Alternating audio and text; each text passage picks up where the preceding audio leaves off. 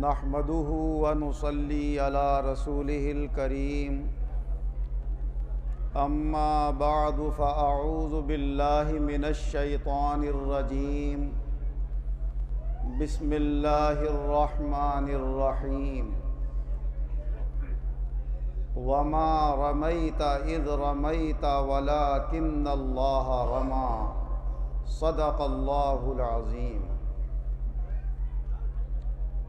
حضرات علماء کرام، صوفیاء عظام و معزز حاضرین، خطبہ مسنونہ کے بعد قرآن عظیم سے یہ مبارک کلمات آپ کے سامنے تلاوت کیے، جس میں اللہ تبارک و تعالی اپنے رسول حضور احمد مجتبی حضرت محمد مصطفیٰ صلی اللہ علیہ وسلم کو خطاب کرتے ہوئے ارشاد فرما رہا ہے کہ جب آپ نے ان دشمنوں کی طرف کنکریاں پھینک کر ماری تو دیکھنے میں تو وہ آپ کا ہاتھ تھا، مگر حقیقت میں وہ کنکریاں اللہ نے پھینک کر ماری۔ اللہ تبارک و تعالی اپنے رسول حضرت محمد مصطفیٰ صلی اللہ علیہ وسلم کے مبارک ہاتھ کو اپنا ہاتھ بتا رہا ہے، اس لیے کہ جب حضرت محمد صلی اللہ علیہ وسلم نے اللہ کو اپنا سب کچھ مان لیا تو اللہ ہی آپ کا استاد ہے، اللہ ہی آپ کا پیر ہے۔ سب اپنے اپنے پیروں کے ہاتھوں میں ہاتھ دیتے ہیں، یہ ہاتھ سلسلہ بسلسلہ پہنچتے ہیں حضور نبی اکرم صلی اللہ علیہ وسلم کے ہاتھ میں، اور حضور کا ہاتھ ہے اللہ کے ہاتھ میں۔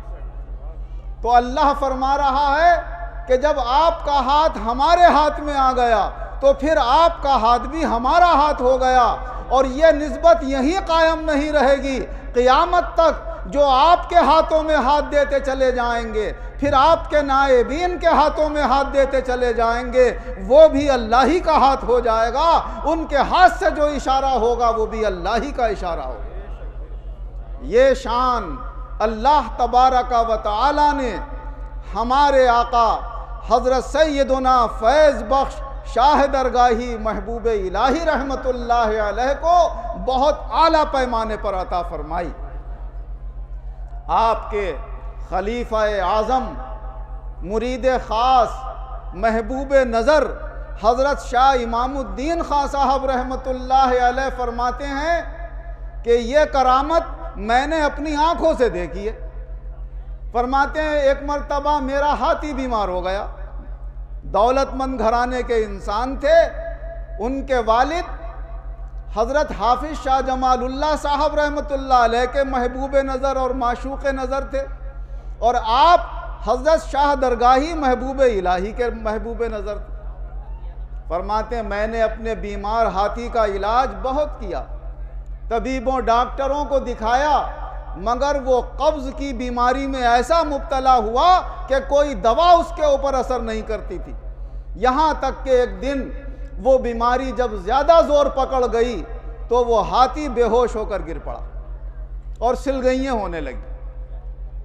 میں بڑا غمزدہ ہوا، میرا قیمتی ہاتھی جان سے جا رہا ہے اور میں اس کے لیے کچھ نہیں کر پا رہا ہوں، بس اب ایک راستہ رہ گیا ہے کہ اپنے پیر و مرشد حضرت سیدنا فیض بخش شاہ درگاہی محبوب الہی سے عرض کروں، اگر وہ نظر عنایت فرمائیں گے تو ٹھیک ہو جائے گا۔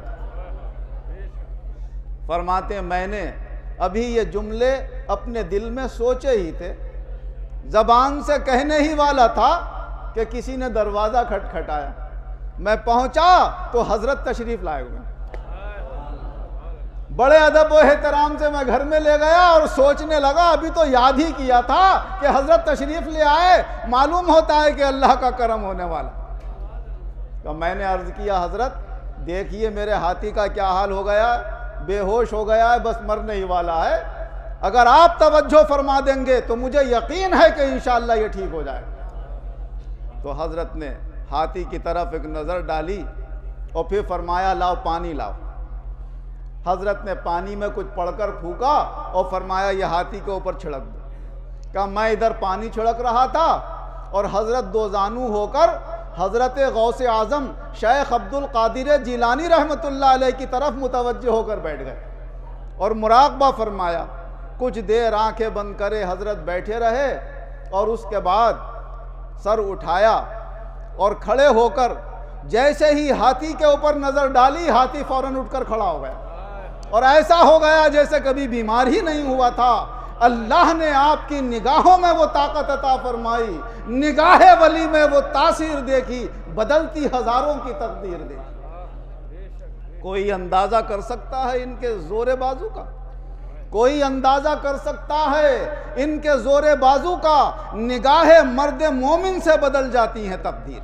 یہ وہ مرد مومن اور کامل اللہ کے ولی ہیں کہ جس ارادے سے نگاہ ڈال دیتے ہیں اللہ تعالیٰ اسے پورا فرما دیتے ہیں۔ حضرت بڑے عاشق مزاج، کیونکہ جو اللہ کا عاشق ہوتا ہے اسے اللہ کی مخلوق سے بھی عشق ہو جاتا ہے۔ اللہ کی ہر مخلوق پر بڑے مہربان، بڑی عنایتیں فرمانے والے اور اتنے رحم دل کہ اگر حضرت کی خانقاہ میں دربار میں کسی سے کوئی بے ادبی بھی ہو جاتی ہے تو حضرت پکڑ نہیں فرماتے ہیں، اسے معاف فرما دیتے ہیں۔ اسی لیے یہاں پر آج تک نہ کسی کو نقصان پہنچا ہے نہ کوئی تکلیف، جو آتا ہے جھولیاں بھر کر یہاں سے لے جاتا ہے اور فائدے ہی فائدے حاصل کرتا ہے۔ آپ کے ایک بہت محبوب نظر اور تھے جن کا نام نور محمد تھا۔ وہ ایک دن حضرت سے اجازت لے کر اپنے رشتہ داروں میں شہباز چلے گئے۔ شام کا وقت تھا، غروب آفتاب کے بعد مغرب کی نماز کے بعد حضرت اپنے مریدوں میں تشریف فرما تھے۔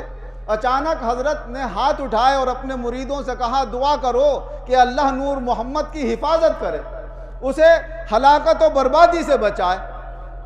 ادھر یہ دعا ہوئی، بات آئی گئی ہو گئی۔ جب کچھ دنوں کے بعد نور محمد واپس آئے اور حضرت کی خدمت میں حاضر ہوئے تو وہ مریدین جو اس وقت موجود تھے دعا میں، وہ کہنے لگے نور محمد اجمال تو ہمیں اس دن حضرت کے دعا مانگنے سے پتہ چل گیا تھا، مگر تفصیل تمہاری زبانی معلوم ہوگی، بتاؤ اس رات کیا واقعہ ہوا تھا؟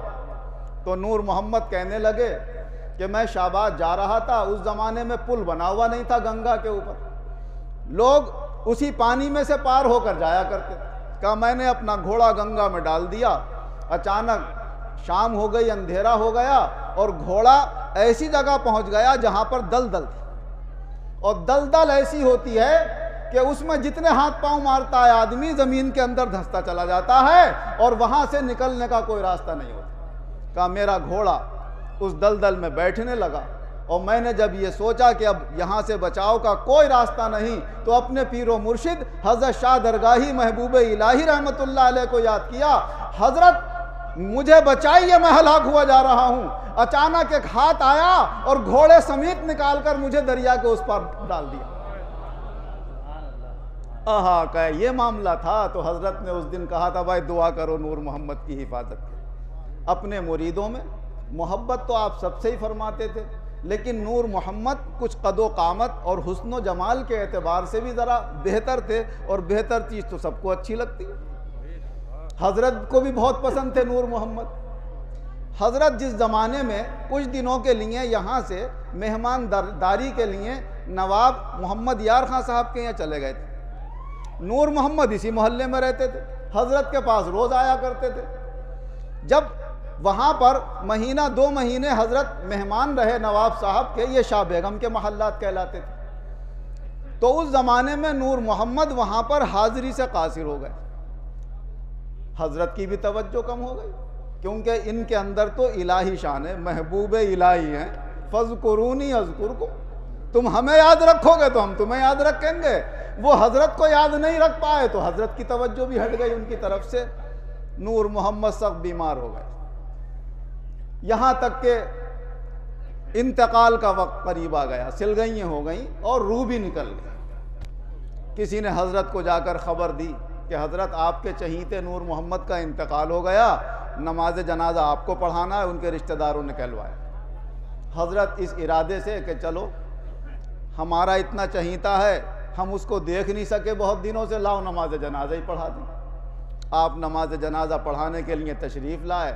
ادھر قبر وغیرہ کھودی جا رہی تھی، دفن کا انتظام ہو رہا تھا، اور حضرت جب قریب آئے تو ان کے چادر سر سے ہٹا کر غور سے دیکھا۔ ارے نور محمد، ہم تو تجھ سے محبت کرتے تھے، تو بھی ہمیں چھوڑ کے چلا گیا؟ نور محمد کہاں چلا گیا؟ ارے واپس آ جانا، کہاں گیا ہے؟ جو اتنا کہا واپس آ جا، تو نور محمد اٹھ کے بیٹھ گئے۔ اللہ اکبر! بس زبان مبارک سے نکلنا ہے، اور اللہ کا حکم آ گیا کہ جب میرا محبوب کہہ رہا ہے تو جا اٹھ کے بیٹھ گئے۔ لوگ حیران ہیں کہ ان کا تو انتقال ہو گیا، دفن کی تیاریاں ہو رہی ہیں، معاملہ کیا ہے؟ تو بعضے ہوتے ہیں عقل والے بھی، ذرا صاحب ہو سکتا ہے کہیں دل ول رک گیا ہو، کوئی دھڑکن رک گئی ہو، کچھ وہ رک گئی ہو، کچھ بھی رک گیا ہو، لیکن اس رکے ہوئے کو چلانا یہ کس کا کام ہے؟ یہ تو اللہ کے محبوب کا کام ہے۔ نور محمد جب اٹھ کے بیٹھے تو حضرت نے فرمایا، ارے بھائی نور محمد کہاں چلے گئے تھے؟ کہا حضرت ایسا لگ رہا تھا جیسے ہم گہری نیند سو رہے ہیں، اور کچھ لوگ ہمیں پکڑے ہوئے اٹھا کر لیے جا رہے ہیں اپنے کاندھوں پر، اور ایسی جگہ لیے جا رہے ہیں جہاں کو ہم جانتے ہی نہیں۔ اچانک آپ تشریف لائے اور ان سے چھینا جھپٹی کر کے ان کے ہاتھوں میں سے چھین کے ہمیں آپ لے آئے۔ تو اے نور محمد اب کیا ارادہ؟ کہ حضرت بھوک بہت لگ رہی ہے، کچھ کھانا چاہتا ہوں۔ فرمایا جو مانگے کھانے کو دے دو، اب یہ بالکل ٹھیک ہو گیا، اور اس کے بعد زمانے تک جیے، اور اللہ تبارک و تعالیٰ نے حضرت کی نگاہ عنایت سے اس مردہ جسم کے اندر جان ڈال دی۔ تو یہ نگاہیں زندہ مردہ جسموں کو زندگی دیتی ہیں، مردہ دلوں کو زندگی بخشتی ہیں، مردہ روحوں کو زندگی بخشتی ہیں، ورنہ اللہ تبارک و تعالیٰ نے تو ان مکے کے کافروں کے بارے میں جنہوں نے زندہ ہوتے ہوئے بھی اللہ کے رسول صلی اللہ علیہ وسلم کو نہیں پہچانا، تو اللہ تعالیٰ نے فرمایا وَمَا أَنْتَ بِمُسْمِعٍ مَّن فِي الْقُبُورِ، ارے یہ زندہ ہیں کب؟ ان کے جسم تو قبریں بن چکی ہیں، اور ان کے جسموں میں جو روحیں ہیں وہ مردہ ہو چکی ہیں۔ اے رسول آپ کی بات یہ نہیں سن سکتے، اور آپ انہیں اپنی بات نہیں سنا سکتے۔ تو معلوم یہ ہوا جو ان اللہ والوں سے دور ہیں وہ زندہ ہو کر بھی مردہ ہیں، اور جو ان اللہ والوں سے وابستہ ہیں مردہ بھی ہو جاتے ہیں تو اللہ تعالیٰ انہیں زندگی بخش دیتا ہے۔ محمد کے غلاموں کا کفن میلا نہیں ہوتا۔ یہ محمد صلی اللہ علیہ وسلم کے غلام ہیں، ان کا کفن میلا کیا ہو؟ ارے یہ جسم مبارک پر جو کپڑے ڈال لیتے ہیں وہ بھی میلے نہیں ہوتے۔ حضرت شاہ امام الدین خان صاحب رحمۃ اللہ علیہ فرماتے ہیں کہ حضرت کو دنیا سے بالکل لگاؤ نہیں تھا، نہ زیادہ کھانے پینے کی فکر، نہ پہننے اوڑھنے کی۔ فرمایا ایک چادر تھی جو جنگل میں آپ کے پاس رہتی تھی، اور 18 سال تک وہی چادر آپ اوڑھے رہتے تھے، اور پھر جب جنگل سے اس مستی اور جذبی کیفیت سے نکل کر میدان سلوک میں آئے تب بھی 12 سال تک وہی چادر آپ کے کاندھوں کے اوپر رہی، تو 18 اور 12 30 سال ہو گئے۔ فرمایا پھر شفقتوں اور عنایت سے اور اپنی محبت سے وہ چادر کہا ہمارے والد کو عطا فرما دی۔ 15 سال تک ہمارے والد کے پاس رہی، کہا 45 سال کے بعد بھی چادر ایسی لگتی تھی جیسے آج ہی نئی خرید کر آئی ہے۔ فرمایا لوہے کی زرہ ہوتی وہ تو گھل جاتی، لیکن یہ چادر ہو کر بھی اس پر کوئی اثر نہیں آیا تھا، کیونکہ وہ جسم مس کر گئی تھی فیض بخش شاہ درگاہی محبوب الہی رحمت اللہ علیہ۔ آپ ایسے با کمال کہ جو اس دربار سے وابستہ ہو جاتے ہیں، سلسلہ بسلسلہ سلسلہ بسلسلہ کتنی ہی دور جا کر وابستہ ہوں، حضرت کی نظر عنایت سب پر برابر رہتی ہے، اور جو حضرت کے چاہنے والوں کی طرف غلط نظر اٹھاتے ہیں ان کا نہ دنیا میں کوئی بھلا ہوتا ہے اور نہ ان کی آخرت کامیاب ہوتی ہے۔ حضرت کے ایک چاہنے والے حضرت شاہ عبد الوہاب صاحب جو آپ کے خاص مرید اور آپ کے خلیفہ بھی تھے، حضرت نے پنجاب والوں کی اصلاح کے لیے وہاں پر بھیج دیا، اور ایک مقام دوق میں وہ رہنے لگے۔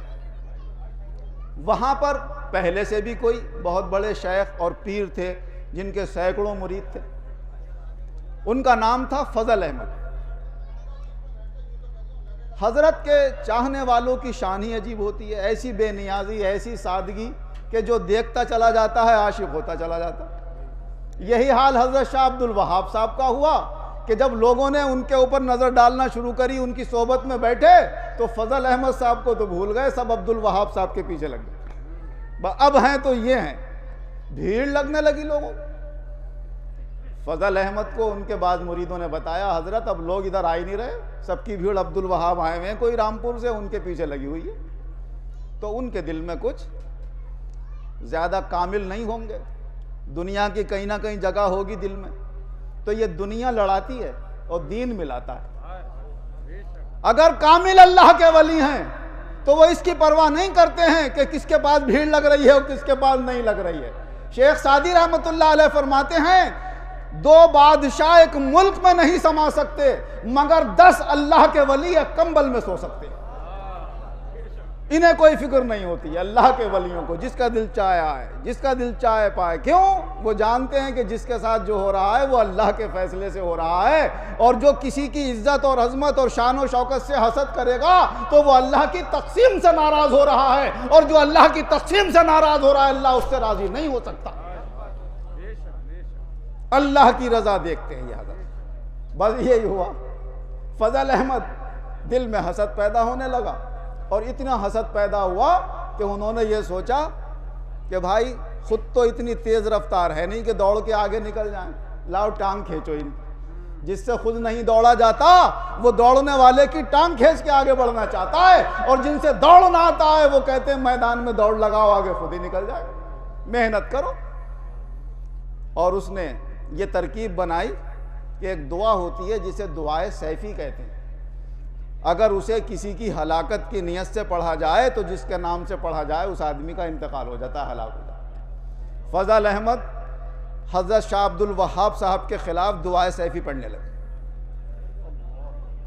حضرت کو کسی نے بتا دیا شاہ عبد الوہاب صاحب کو، صاحب آپ کے خلاف دعائے سیفی پڑھی جا رہی ہے، اب خیر نہیں ہے۔ کہا میں گھبرایا اور میں نے آنکھیں بند کر کے حضرت کی طرف توجہ کی، حضرت یہ تو میرے خلاف دعائے سیفی پڑھ رہا ہے۔ حضرت نے فرمایا گھبرانے کی کوئی بات نہیں ہے، ارے حضرت عمر بھی تو تلوار لے کے آئے تھے محمد مصطفیٰ کو قتل کرنے کے لیے، مگر وہاں پر حضرت حمزہ نے کیا فرمایا تھا؟ آنے دو، اگر آتا ہے تو اسی کی تلوار اسی کی گردن پر ہوگی، فکر مت کرو ہم انہی کے چاہنے والے ہیں، یہ جو تلوار تمہارے خلاف چلا رہا ہے یہ تلوار اسی کی گردن پر ہوگی۔ جو یہ فرمایا حضرت نے تو اسے بخار آ گیا فضل احمد، اور اتنا تیز بخار آ گیا کہ وہ دعا نہیں پڑھ سکا۔ اس کا ایک خاص خلیفہ اور مرید تھا، کہ تو پڑھ دعائے سیفی، اس کو چھوڑنا نہیں ہے، اگر جب تک یہ مرے گا نہیں ہمارے چاہنے والے پیدا نہیں ہوں گے۔ کہا اس نے دعائے سیفی پڑھنا شروع کری، اسے بھی بخار آ گیا۔ آخر کار انہوں نے ارادہ چھوڑ دیا کہ بھائی ان کے خلاف پڑھنا آسان کام نہیں ہے، وار کرتے ہیں دوسرے کے اوپر، تیر لوٹ کر اپنے ہی آ کر لگتا ہے، ان سے مقابلہ ہم نہیں کر سکتے۔ حضرت شاہ عبد الوہاب صاحب فرماتے ہیں کہ جب میں نے یہ دیکھا کہ اللہ نے ان حاسدوں کو ناکام کر دیا تو چلو انہی کو خوش ہونے دو، یہی یہاں کے مریدوں کو اکٹھا کرتے رہیں، ہم کہیں اور جا کر اپنا بسیرا بنا لیں گے، ڈیرا ڈال لیں گے۔ تو حضرت نے خواب میں آ کر فرمایا عبد الوہاب ہمارا مرید نہیں بھاگتا ہے، تمہیں وہیں پر رہنا ہے، اب اس کو یہاں سے بھگانا یہ ہمارا کام ہے۔ بس یہ حضرت نے فرمایا اور وہاں پر زلزلہ آ گیا، زلزلہ ایسا تیز آیا کہ وہ اور اپنے سارے مریدوں کو لے کر وہاں سے بھاگا۔ دوسرے گاؤں میں گیا وہاں پر زلزلہ آیا، تیسرے میں گیا وہاں زلزلہ آیا، 18 گاؤں اس نے پار کر دیے، تب کہیں جا کر زلزلہ رکا۔ یہ ہے حضرت کی شان، جو ان کے چاہنے والوں کی طرف غلط نظر اٹھاتے ہیں ان کی کوئی خیر نہیں ہے، ان کا نہ اللہ حامی ہوتا ہے نہ اللہ کے رسول، کیونکہ حدیث قدسی ہے، اللہ تبارک و تعالی فرماتا ہے من عاد لی ولیا فقد آذنتہ بالحرب، جو میرے کسی ولی سے دشمنی کرتا ہے وہ سمجھ لے اس سے میرا اعلان جنگ۔ ارے حضرت کا تو بڑا اونچا مقام ہے۔ یہ عبد الوہاب صاحب والا واقعہ جب میں پڑھتا ہوں یا بیان کرتا ہوں تو مجھے اپنا واقعہ یاد آ جاتا ہے کہ ہم تو بڑی دور جا کے وابستہ ہوئے ہیں حضرت پیر و مرشد مولوی ریاض الدین صاحب سے، سلسلہ بسلسلہ، کیونکہ حضرت کے مرید ہیں شاہ امام الدین صاحب، امام الدین صاحب کے شاہ احمد علی صاحب، شاہ احمد علی صاحب کے شاہ خان محمد صاحب، خان محمد صاحب کے وزیر محمد خان صاحب، وزیر محمد خان صاحب سے میاں ممتاز حسین صاحب بھی، اور مولانا شاہ وجیہ الدین احمد خان صاحب رحمۃ اللہ علیہ، اور پھر وجیہ الدین صاحب رحمۃ اللہ علیہ سے ریاض الدین صاحب۔ تو کتنی کڑیوں کے بعد ایک کڑی آ کر جڑ رہی ہے۔ تو میرا واقعہ یہ ہوا کہ جس زمانے میں دارجلنگ کی جامع مسجد میں امامت کیا کرتا تھا، وہاں ایک بنگال کے قاری صاحب تھے، وہ تعویذ گنڈے کیا کرتے تھے، لوگوں کے علاج کیا کرتے تھے۔ اللہ کا کرم، حضرات کرام کی نظر عنایت اور ان کے صدقے میں فیض بخش شاہ درگاہی محبوب الہی رحمۃ اللہ علیہ کی نظر عنایت کہ جب انہوں نے ہماری عزت وہاں پر بڑھتے ہوئے دیکھی تو ان کے دل میں بھی حسد پیدا ہو گیا، اور ایک دن وہ ایک ٹوپی لائے جمعے کے دن نماز سے کافی 1-1.5 گھنٹہ پہلے، اور بولے حضرت مصلح امت خطیب اعظم، اگر آپ یہ ٹوپی اوڑھ کے نماز پڑھائیں گے تو دیکھیے آپ کا خطبہ کتنا شاندار ہو۔ میں نے لاؤ قاری صاحب لاؤ، یہ اوڑھ لیں گے، اس کے اوپر صافہ باندھ لیں گے۔ میں نے جیسے وہ ٹوپی سر پہ رکھی میرا سر گرم ہونے لگا۔ یہ حضرت کا دربار ہے، یہاں جھوٹ نہیں چلتا ہے، یہاں بالکل حقیقت ہوتی ہے، سچی اگر ذرہ برابر ادھر سے ادھر ہو گیا معاملہ تو خیر نہیں ہے، بالکل سچا واقعہ سنا رہا ہوں آپ کو، اپنی آنکھوں کا اپنے اوپر گزرا ہوا۔ یہ ٹوپی اوڑھ لی، ٹوپی میں نے سر پہ رکھی، سر گرم ہونے لگا۔ میں نے ٹوپی اتار کے دیکھا، کپڑے کی ٹوپی تھی تو اس میں تعویذ سلے ہوئے، تو وہ ٹوپی تو رکھی میں نے ایک طرف کو، پھر اپنا خطبہ وغیرہ دیا۔ مگر مشکل سے چند دن گزرے ہوں گے کہ قاری صاحب پاگل ہو گئے، اور اتنا پاگل پن ان کے اوپر سوار ہوا کہ لوگوں کو گالیاں دینے لگے، عورتوں پہ غلط ہاتھ ڈالنے لگے، جگہ جگہ پٹنے لگے۔ پھر لوگ ان کو پکڑ کے گاڑی میں بٹھال کے بنگال لے گئے ان کے علاقے۔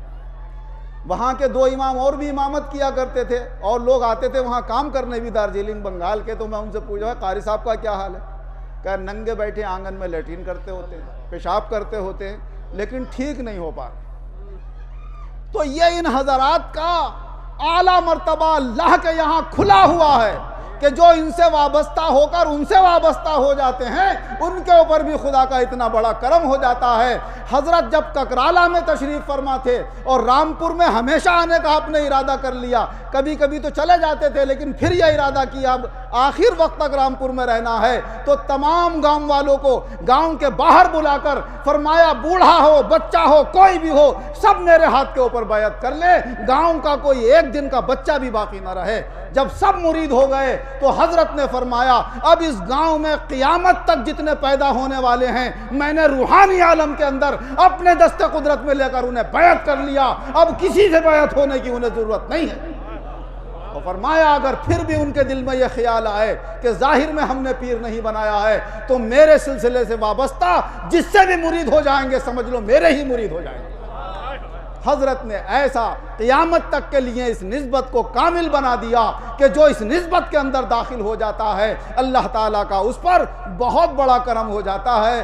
وہ جانتا ہے یا اللہ جانتا ہے یا جس پر گزرتی ہے وہی جانتا ہے۔ اللہ تبارک و تعالی حضرت سیدنا فیض بخش شاہ درگاہی محبوب الہی رحمۃ اللہ علیہ کے صدقے سے اس نسبت کی یہ برکتیں ہمیشہ قائم رکھے اور ہمیں اسی کامل نسبت سے قائم رکھے اور اسی نسبت اور برکت کے ساتھ اللہ آخرت میں بھی ہمارا معاملہ فرمائے۔ آمین وآخر دعوانا ان الحمدللہ رب العالمین۔